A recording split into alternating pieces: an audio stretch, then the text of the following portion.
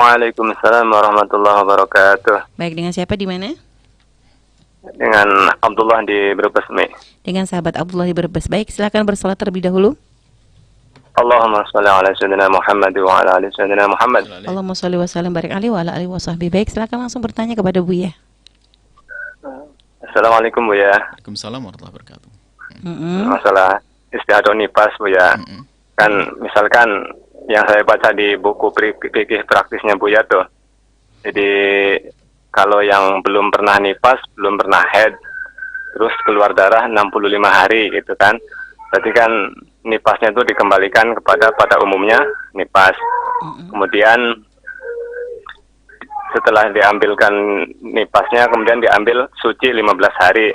Nah, setelah itu haidnya juga dikembalikan pada umumnya wanita haid. Nah, yang jadi pertanyaannya adalah apakah yang dijadikan 15 hari suci itu semua sholat yang ditinggalkan itu harus dikodok, ataukah hanya darah yang dianggap istihadah saja yang harus dikodok, Bu ya? Jadi apakah yang 15 hari yang dianggap sebagai hari suci itu, yang dijadikan hari suci itu harus dikodok sholatnya, ataukah hanya darah yang dianggap sebagai istihadah saja, Bu ya? Baik, Masya Allah. Mungkin itu saja, Bu ya. Subhanallah. Betul. Baik, terima kasih. Dan kapan wanita itu harus mulai melakukan sholat gitu? Baik, Masya Allah. Mungkin itu saja, Bu ya. Syukron atas jawabannya. Wassalamualaikum warahmatullahi wabarakatuh. Waalaikumsalam warahmatullahi wabarakatuh. Baik, silakan langsung Bu ya dijawab. Memang kami hadirkan di dalam buku fikih praktis haid itu memang untuk mempermudah. Jadi betul yang bertanya ini menunjukkan kalau sudah membaca betul dan faham, hanya pertanyaannya memang tidak disebutkan di situ apakah dia harus sholat atau tidak, sepertinya gitu. Cuman gini, kapan seseorang itu disebut sebagai seorang yang istihadah? Artinya dia itu sudah dianggap suci tapi masih keluar darah, sehingga darah itu tidak dianggap sebagai darah nifas atau tidak dianggap sebagai darah haid. Maka dia disebut istihadah dan dia wajib mengqadha sholatnya semuanya. Nah, kemudian kapan dia harus melakukan sholat? Nah, ini kan jenis istihadah yang kita beristilah dengan istilah istihadah kubra. Mohon maaf, mungkin para asatid, istihadah kubra tidak pernah ada di dalam kitab fikih.